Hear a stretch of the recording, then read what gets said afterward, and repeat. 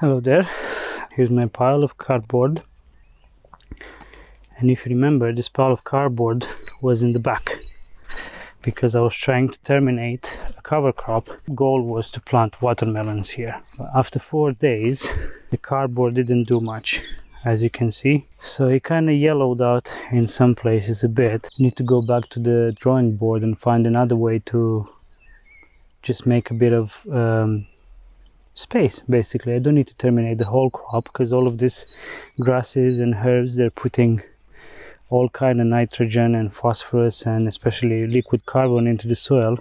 So maybe I'll just take some wet straw and make some nests, like, I don't know, 50 centimeters apart from each other. Boom, boom, boom, boom. And by the time the watermelon seedlings are going to be ready, I'm just going to plant in the middle of that. So around the base of the watermelon is going to be no wind pressure, and then when watermelon grows, it's just like cucumbers, like squash, like zucchinis, like pumpkins. They just take over the whole area, and I think they're gonna kill, by taking away the sunlight, everything in that time, and get a huge boost of nutrients by decomposing those herbs. So I believe that everything happens for a reason. I had to have this realization of it's better to just build a couple of nests instead of trying to work against nature. So back to my original philosophy. But also, I've seen a lot of people having success with the cardboard on the soil, on the herbs. I think also because it's sloped, it's quite steeply sloped, a big angle. And also the cardboard doesn't offer enough of physical pressure over the grass. So the grass was always bouncing between the cardboard and the soil. So I saw other people using literally rugs. So if I had a rug, I can just wet the rug, and that's going to offer enough physical pressure to hold it down and to invite the slugs and other bugs to come and devour them really quick, transforming it into lush soil. While the cardboard itself, I'm going to use to save a bit on my straw, because I still need to mulch all of that stuff, all of that big piece of land in the back. Once the corn, the beans and the pumpkins and the squashes are up, I'm gonna mulch it. I also need quite a big chunk of that straw for mushroom growing. So I need to be careful now, because I'm reaching that sensitive space where the straw is, maybe I have a bale left, not even a bale and a half, a bale left. And now it's the support for my growing seedling pods. Today I finished the wood chips as well, and that was a heartbreaking moment. I really wish I had more wood chips.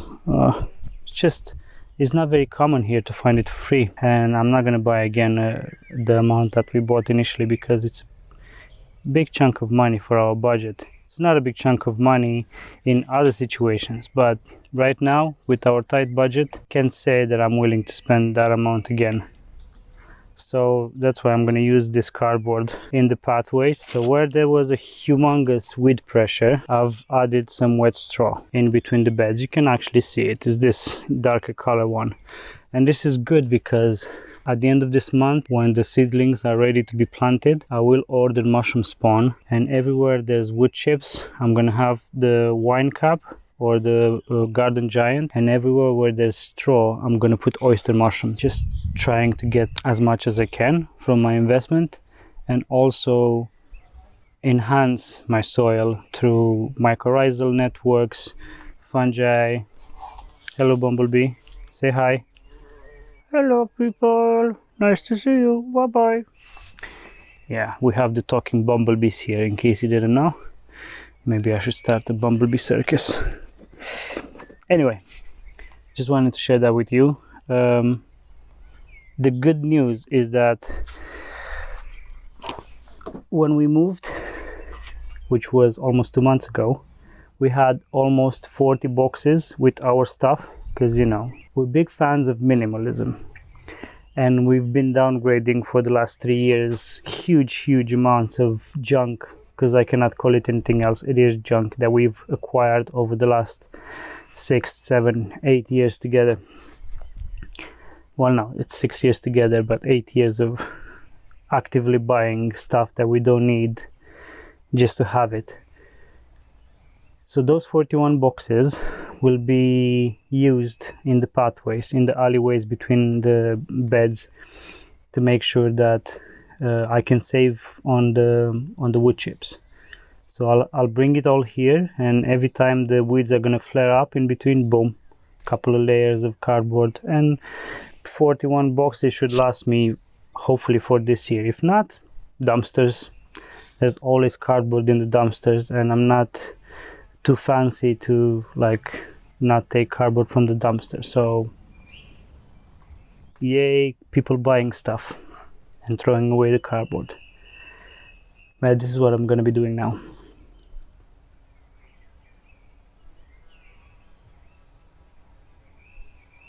I want to say something else, but I lost my thought. Anyway, bye-bye. Good evening. It's the end of the day. And yeah, a lot of good things happened today. Finished mulching.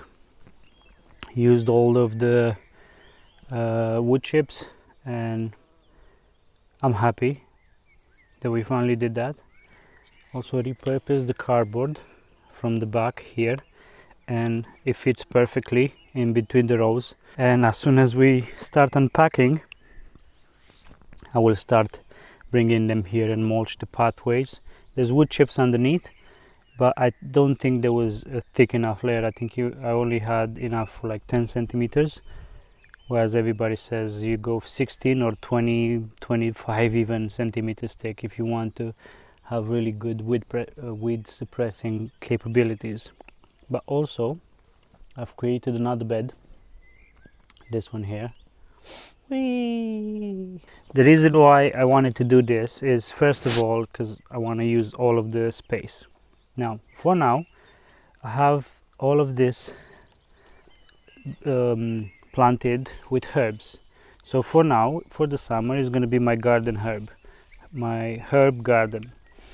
But this soil is very like hard, you know, and it's been a pathway for a long time. So I don't want to disturb the soil, take a spade and dig it, and you know, do basically what the previous owner did, which is that. So from now until autumn, this cardboard and wet straw is going to slowly decompose, soften up the soil, invite all kind of earthworms and slugs and important insects and microbacteria and fungi, and are going to prepare the soil for me. And from autumn onwards, this part, so from here up till there, is going to be a herb garden, because in autumn, as I mentioned before, we're demolishing this tiny house and we're going to build another one in its place. But from here up till the fence over there, we're going to have an outdoor kitchen, which is going to be a sloped outdoor kitchen. So I'm going to transplant slowly all of these blackberries, all of those berry bushes from there. Actually, I'm still thinking about the berry bushes. Maybe those specific ones are fine, because this outdoor kitchen is not going to have walls. It's going to be pillar,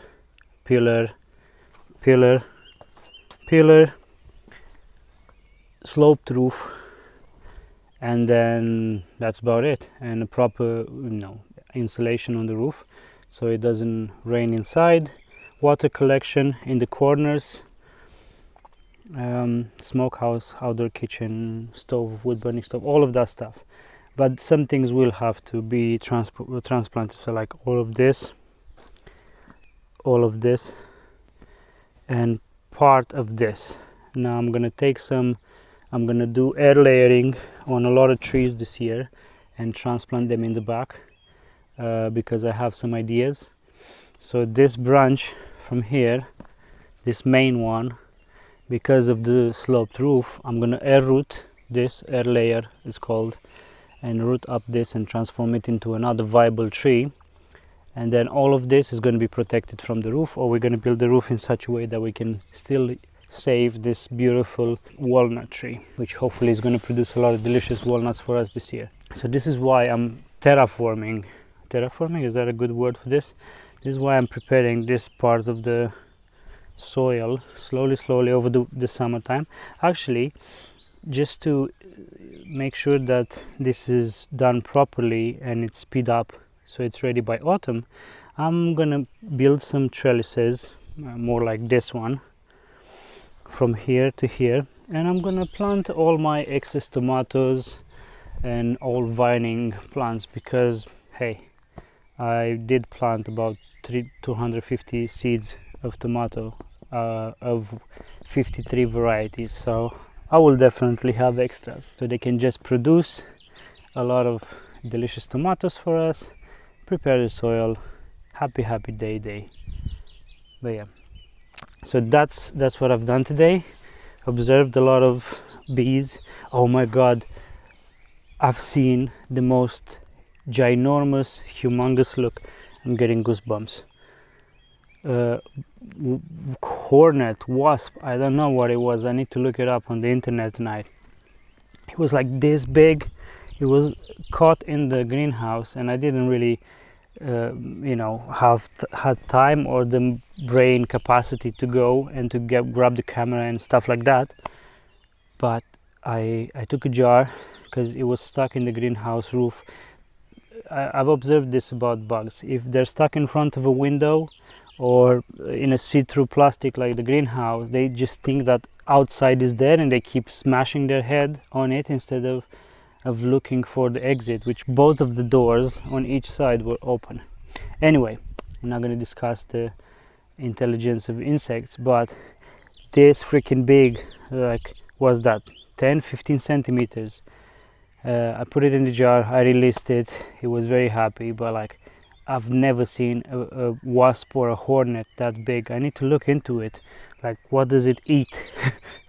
Baby humans? Baby pandas? I don't know, but it was humongous. Moving on, I've witnessed, or like peeped at two ladybugs mating. It was a sight to see. What can I say? I'm happy that they're multiplying and that they're breeding here, because aphids, and they're a prime predator of aphids. And from past years in tiny gardens where aphids destroyed a lot of my crops, I am happy that Mr. Ladybug and Mrs. Ladybug are doing the mambo number 5 here, and hopefully plant eggs all over the place, and the new generation of ladybugs is gonna hunt down and devour all the aphids that usually they come. I've also done what I said I'm gonna do, which is cardboard underneath and wet straw on top, and this is where I'm gonna plant my watermelons. That's why I have 8 rows, 4 of each I'm gonna plant here. I think I might have screwed up a bit the count, so I'm missing 1, 2, 3 here, and then I have extra here in between with no one here. I'll fix it tomorrow. Tired maybe, I don't know, something happened, optical illusion, what else, it's fine. Basically I'm gonna plant the transplants in the middle of each pile, and this cardboard is gonna, mush up everything underneath with the straw, and then they will grow, take all over this place.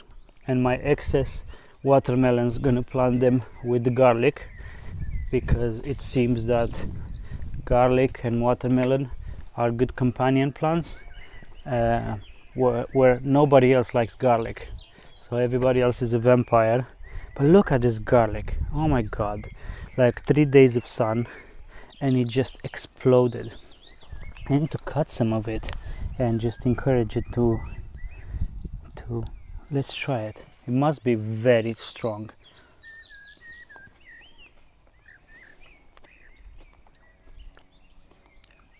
It's not. Maybe I have like a high tolerance to garlic, but it's all the deliciousness, flavor of garlic without too much of the bite. You can feel the bite on the side of your tongue. Let me take some more, maybe that was just too wilted. Sorry for the mouth noises. All you out there with misophonia, I get you. It's good, it's delicious, perfect. And all the tiny one is coming out. So basically I didn't plant this garlic. The previous owner planted it last autumn. And when we bought it from him, he said like, oh, be careful, there's a lot of garlic planted here. I said, okay. I didn't really realize how much. So this is the one that managed to get out of the straw earlier.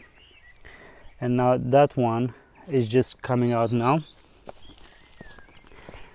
And you can see it's garlic because it's in rows. Weeds don't really grow like that. And I think there's garlic here as well, because there's another one coming out here. Probably in time, when they germinate and they have exposure to sun, all of this. Initially we wanted to come with the tomatoes from there all the way here, but now because there's so much garlic, I'm not going to waste this crop. I'm going to let the garlic, and we're going to give them the gift of watermelon, so they can all be happy here. And it's going to be garlic, watermelon and gooseberries. Anyway, that's it for today. And I haven't mentioned this in a long time, but if you do like these videos, you know, it really helps just to, it's not about acknowledgement, but just to know that you guys are out there, to like, subscribe, hit the notification bell, comment. I really want your, I don't want opinions, I want hardcore, proven and tested advice about gardening. And it has to be regenerative gardening, what your grandmas and great grandpas and grandma were doing, not this conventional bullshit. If you tell me that I need to spray glyphosate, we're done. It's the end of conversation. I'm really interested in hardcore advice, somebody that's been doing this for a couple of years and has proactive advice for me, so that I can foresee, I don't know, mistakes and fix them, or I can foresee problems and have a solution for them before they even happen.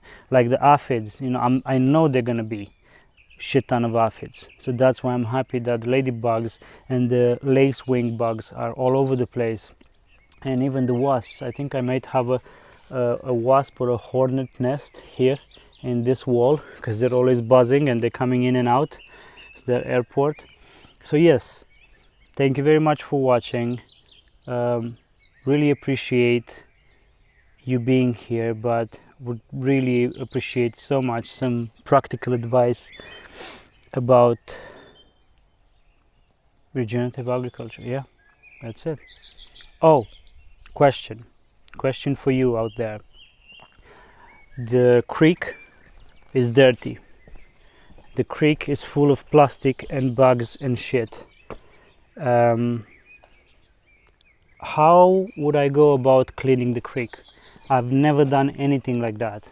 Do I just go with a bucket and take up that mud, silt, dust, soil and spread it across the property, because I know it's coming from the forest and it's full of nutrients? It has good soil, just like, you know, when the Nile used to flood the deltas in the Nile River and just bring fertility every year to the banks of the Nile.